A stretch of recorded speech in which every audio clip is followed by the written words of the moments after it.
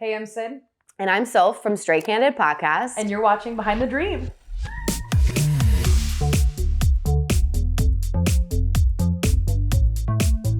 So Sid and I actually met at a fitness studio in North Loop called Alter. We were mutual friends with Declan and Andrew, who also run a podcast called The Back Pocket. And they kind of knew both of us separately, and they decided, I really like Sid, I really like Soph. Let's put these two together and see what they could do for a podcast. So they kind of met with us individually and pitched the idea. And I vibed with Sid right away. We knew. Yeah.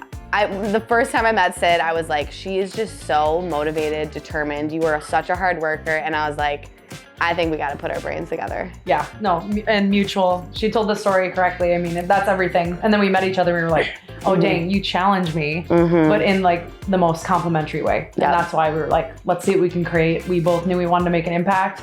We both knew we wanted to entertain people, educate people, but still be candid and real, and as real as we can be. So that's what we're doing. And it's so funny because when we first started recording our podcast, everyone was like, oh, you guys are best friends. Yeah. Like, oh yeah.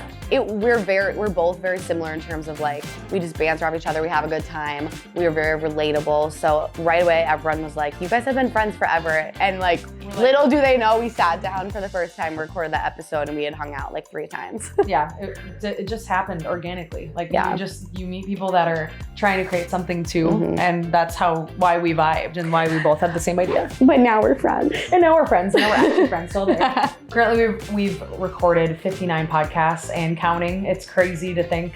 I mean, looking back when we started all of this, after we met and we sat down, we recorded that first one, it wasn't all easy. You know, we both had full plates. You're a trainer and a group fitness instructor and taking clients on the side. And I have a full 9 to 5 and I'm a trainer as well, or group fitness trainer.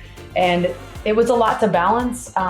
We didn't know how we were gonna pay for things. Like, we didn't know if we were gonna make money. To be honest, we just put faith in each other and what we were trying to do. And we're like, if we don't try, what are we doing? Yeah. I mean, we both have a voice. Why are we not using it? We're both the 2 people in the room that never stop talking. Yeah. And we're like, we need to just push for it and try. And along the way, I'll let you speak to it too, is like, we had ups and downs and bumps because we don't necessarily see eye to eye on everything. We don't. And that's what makes the yin and yang work for this podcast. Like, we have different viewpoints. We have different things that are crossing the line or not crossing the line. And we have different things that make us tick and make us want to talk about this or absolutely no-go topics. And the compliment to each other actually helps our listeners, whether they're, you know, like more like me or more like you, or they relate in the middle. They relate with either one of us, really. Yeah.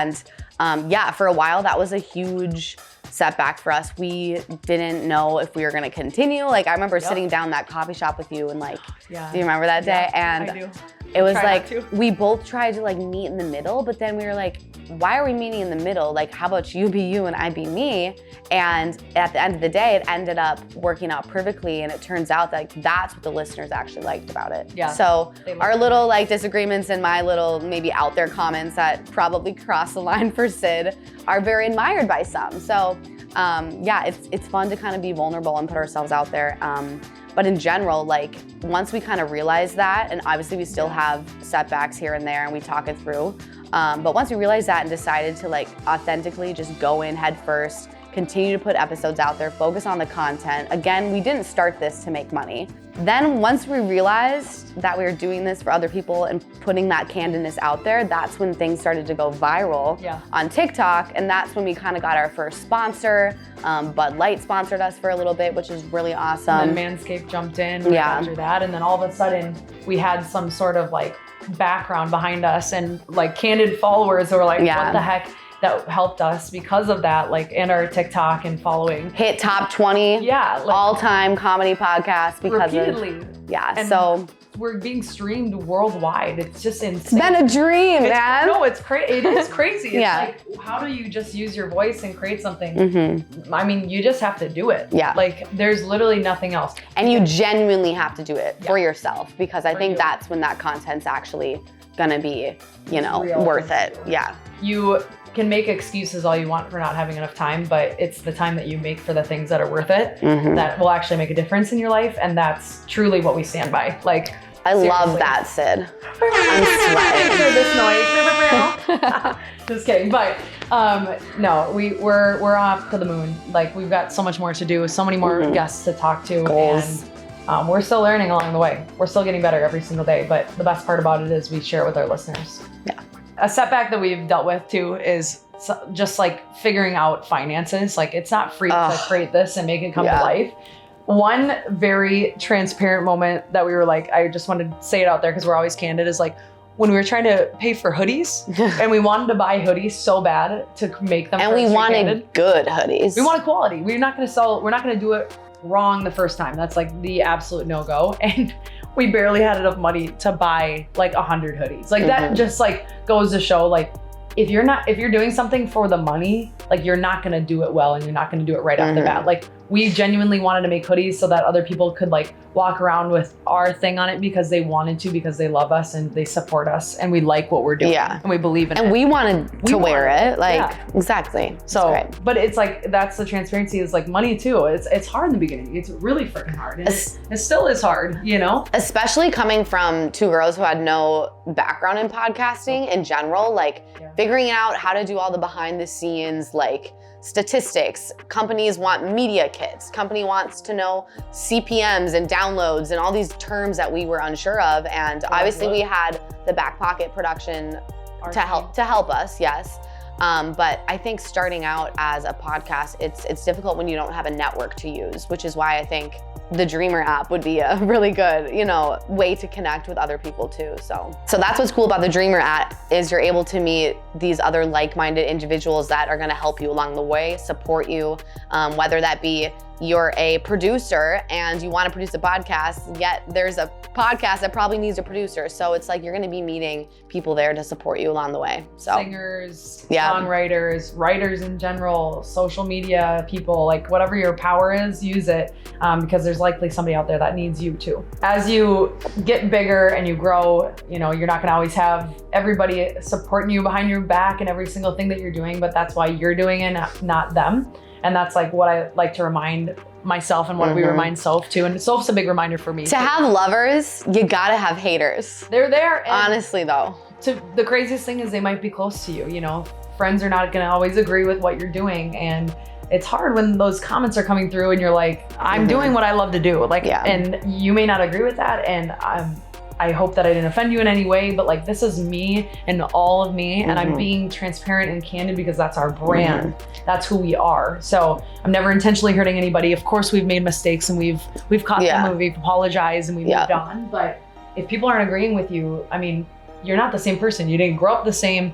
You didn't do all the same things. Like you're not going to see eye to eye in everything. And that's why you're you. So. And when it comes to social media and like gaining popularity, and obviously when things go viral, there's a ton of comments. The trolls. We call them the TikTok trolls. And at first it was funny because me and Sid were like, oh my gosh, like ow, this kind of hurts. But then we realized that was almost like our best weapon to make things go viral, because the more man haters that commented on our TikToks, the more viral it would go. Yeah, and woman haters. But it was like we almost use that to our advantage. And so now we purposely post controversial content on TikTok just to get people rolling and commenting with each other. And by controversial, we mean like in the most minute way. It's like, I hate pizza. And you're like, what? Like people are like, are you kidding me? You're not human. It's like dumb stuff like that. It's like, why do people care that much? You have to remember, these people don't know anything about me. They don't know who we are, what we do. They know nothing about what we're up to. So really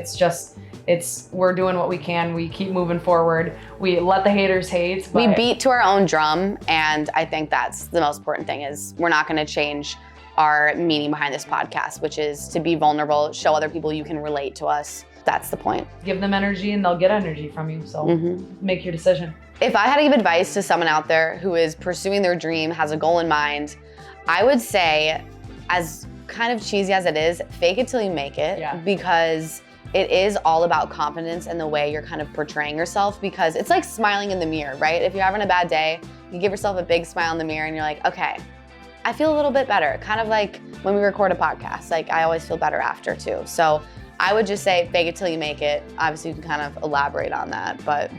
I mean, you just got to go for it. Yeah. If you've got something you want to do, no one knows that you want to do it unless you vocalized it, unless you've taken steps towards doing it. Even if it seems impossible, you've dreamt it up. If you wrote it down in your goals list or your things of wanting to do, you take one step towards doing it and you're one step closer. You take 2 steps, 3 steps, 4 steps. It's a day by day thing. It's not instantaneous. No big things are. That's why people make money later in their life. You know, it's not always instantaneous. Like, people do big things later on in life. Like, take the time and energy to do it if it's something you care about, and have faith in yourself. Like, if you don't have faith in yourself, no one's gonna believe in you, because you're the one that has to put it forward and put forth the effort and freaking go for it. You know? Surround yourself with the people that kind of build you up and support that dream of yours too. So that's really important, especially if you have friends that maybe aren't believing in you. I think you kind of really need to zone in, find that support system, and believe in yourself full-heartedly. Don't play the pity party of yourself too. Like, we can all sit back and be like, I've had a hard day. I have too much on my plate. I can't get out of this like bad, turbulent like cycle that I can't, I continue to go through. And really, in reality, that's up to you. You stop the cycle when you want to stop it. You pick one day and you just start going for it. And if it's a dream and you look back 10 years from now and you didn't put effort towards that dream, what are you going to say to yourself? So start now, really.